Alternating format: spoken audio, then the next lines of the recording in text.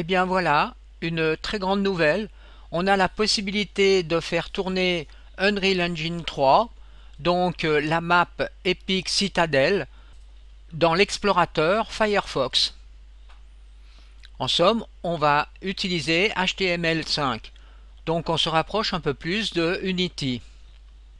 Ce qui veut dire que bientôt on va pouvoir faire tourner les jeux sur le web. On retrouve donc à cet endroit les informations au sujet donc d'Epic Citadel sur le web. Alors on voit ici qu'on explore donc le HTML5 avec donc Firefox, et ici on va utiliser donc HTML5, WebGL et JavaScript. Donc pour faire tourner le jeu Epic Citadel, il faut en premier charger donc Mozilla Firefox, mais la version Firefox Nightly, qui est la version qui a été aboutie pour pouvoir réaliser ces performances HTML5. Alors vous choisissez ici si vous êtes sous Windows, alors standard, Windows Express, et vous donc téléchargez le web Firefox. Donc si par exemple vous allez à cette adresse wunrealengine.com HTML5 dans l'Internet Explorer, eh bien vous voyez, vous ne pouvez absolument pas lancer le jeu. Donc il va vous falloir donc utiliser bien sûr cette adresse, mais dans Mozilla Firefox. Donc après un petit moment d'attente, vous devez obtenir donc cette image où là vous pouvez lancer donc le jeu. Alors ici vous voyez l'adresse est unrealengine.com HTML5. Si je fais play, alors attention, pour la suite je suis en mode capture d'écran. Et bien là il y a toute une succession donc d'opérations qui s'effectuent. Alors il faut quand même un petit peu de temps, car vous allez charger un fichier quand même équivalent à 50 mégas. Et ensuite, eh bien, le jeu, ben, vous voyez, il démarre tout seul.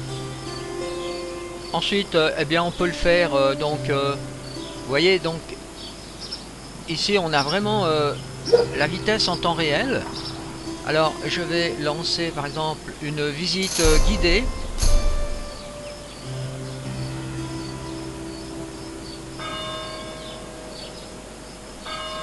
C'est quand même assez époustouflant si nous imaginons que nous sommes carrément sur le web. Alors là, je peux aussi agrandir la fenêtre, vous voyez, et là je suis vraiment dans une définition très importante, car moi je suis sur un Mac portable, mais la dernière version, donc Retina, avec une définition sauf erreur de 2540 par 1900.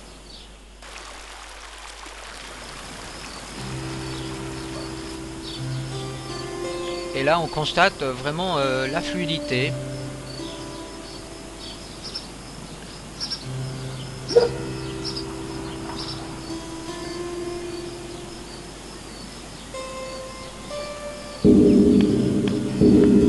Et là je me dépasse donc à l'aide de la souris. Vous voyez, on peut vraiment regarder, vous voyez, en temps réel, c'est extrêmement rapide.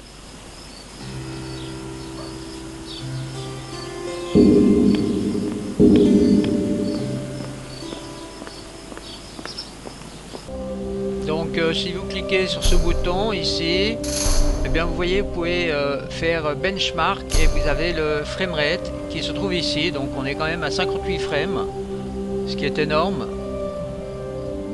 Et je me mets en mode plein écran. Vous voyez, j'ai absolument pas changé le framerate.